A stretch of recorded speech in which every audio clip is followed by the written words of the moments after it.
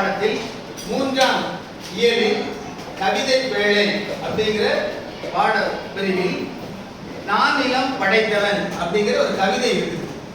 நானிலம் படைத்தவன்னா குறிஞ்சி, முல்லை, மருதம், நெய்தல் அப்படிங்கிற 4 நிலத்தை படைத்து அவற்றை ஆண்டவன் தமிழன். சிறம்பட தன்னுடைய உழைப்பால், வீரத்தால், படைத்திறத்தால் அவ்வளவு ஆட்சி செய்த அந்த தமிழனுடைய சிறப்புகளை கவிஞர் முடியரசன்கிறவர் என்ன சொன்னாங்க பாடலாக வைத்திருக்கிறாரு. அவருடைய இயற்பெயர் துரைராசு.